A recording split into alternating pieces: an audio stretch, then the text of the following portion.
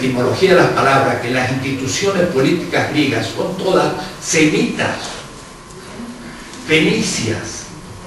Claro, Biblos y Sidón tenía 3000 años más que las ciudades griegas y estaba a 500 kilómetros. Usted se imagina, las instituciones de Cartago son las que describe Aristóteles. Él habla de Esparta, habla de Chipre, pero cuando tiene que explicar a Aristóteles en su política un sistema político en serio, lo pone a Cartago y ni habla de Roma, que no tiene noticia de Roma, en el siglo IV. Entonces, yo empiezo a reconstruir la historia mundial de la política y entonces ya he escrito mucho cuando llego a Atenas, porque también tengo que reconstruir el sistema político chino y el indostánico y el persa, y entonces después llegamos a los griegos y demás, pero después de los griegos hay que ver los bizantinos que nunca hemos visto, porque Bizancio era la capital y los árabes salen de Bizancio.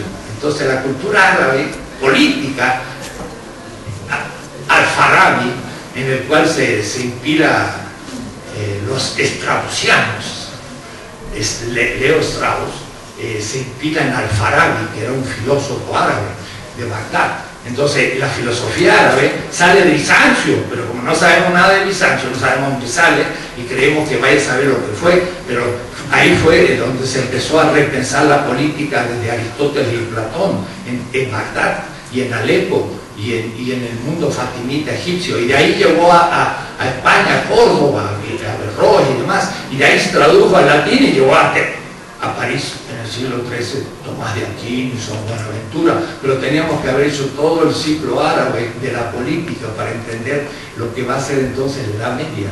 Pero en ese momento tendríamos que volver a la historia que les he contado, en el sentido que esa Edad Media latina estaba subdesarrollada. Si sabía algo era gracias a los árabes, porque les habían traído la matemática y la astronomía y todo al mundo latino-germánico, que había caído una decadencia realmente bárbara, enclaustrado por después el Imperio Otomano. Entonces yo hago una historia de la política muy distinta a lo que nos cuentan todos los libros, hasta los hechos por latinoamericanos. Me acuerdo los 3 tomos de un amigo que ha hecho una historia de la filosofía política, y empieza también por Atenas, y entonces le digo, pero Atilio, eso es muy eurocéntrico, eso es muy eurocéntrico, y me dice, ¿cómo? Bueno, ya te voy a mostrar cómo es la cosa, y ya le envié mi libro y no sé si lo habrá visto, pero se lo recomiendo porque es completamente otra historia. Y entonces en esa historia entro a América Latina también, y hago una historia hasta Evo Morales, y ahí parto recién a hacer la teoría.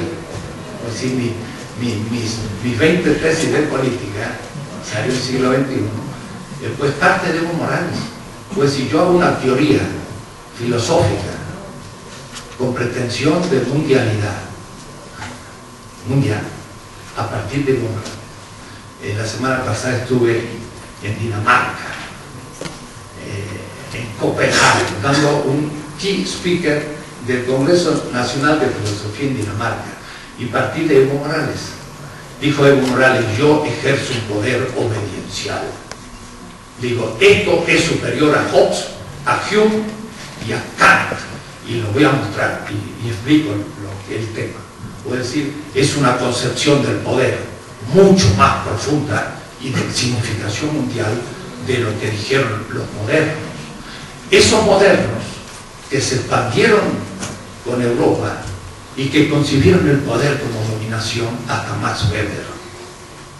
Max Weber, en el fondo, en su libro famoso, pues dice, el poder es una dominación legítima de obedientes, con sus 3 sistemas de legitimidad, que en realidad son falsa legitimidad, son maneras aparentes de, porque lo legal, lo tradicional y lo carismático, como lo describe Weber, es una legitimidad fetichizada, pero tendría que yo explicarlo lentamente, que lo que hago en mis clases aquí, a pocos metros, en la Facultad de Filosofía.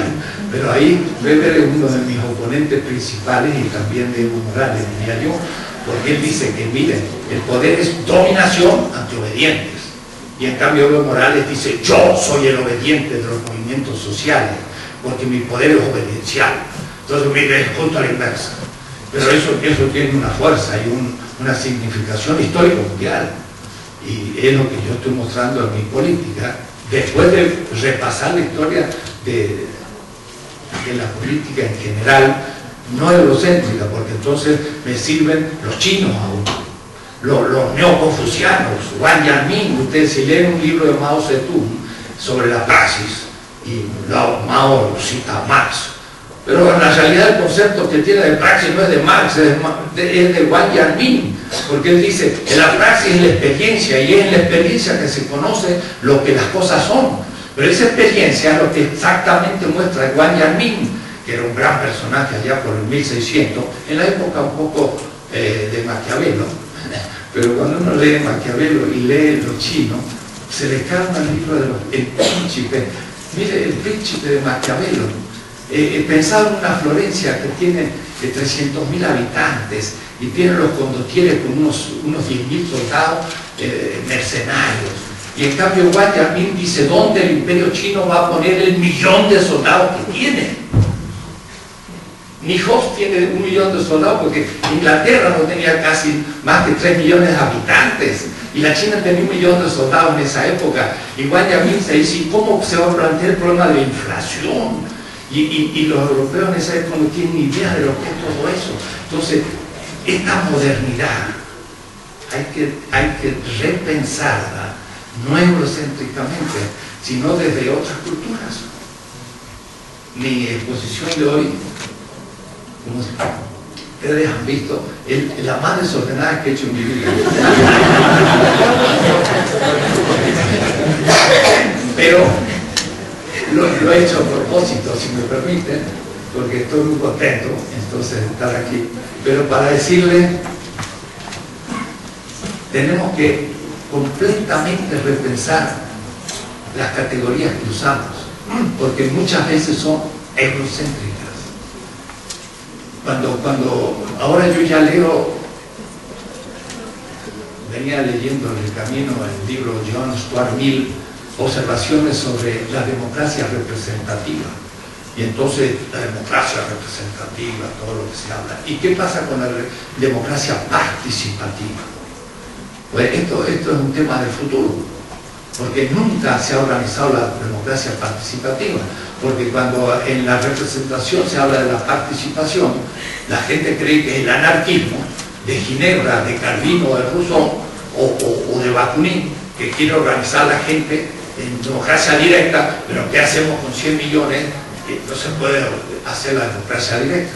Y entonces, los que piensan participación niegan la representación, y los que piensan la representación niegan la participación, porque es imposible.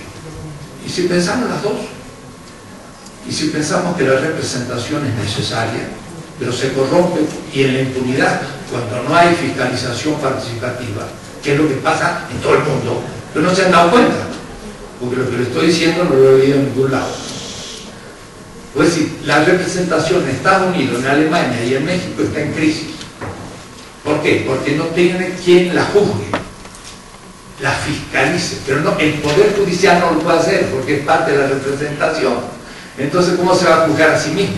Entonces hay que organizar la participación, pero la participación es pensada como democracia directa, y si la seguimos después organizando la participación a nivel municipal, estatal, federal y mundial, ahora es posible porque hay una revolución tecnológica, así como la revolución maquínica lanzó la revolución industrial en la economía, la revolución computacional o electrónica es una revolución en el campo político, porque permite una información en redes que nunca había habido. Entonces la participación por primera vez en la historia se va a organizar de una manera en que va a poder fiscalizar a la representación, y por eso que va a ser como un panóptico que va a vigilar y castigar. pero en contra de Foucault, porque no va a ser vigilar y castigar como dominación, sino que el pueblo va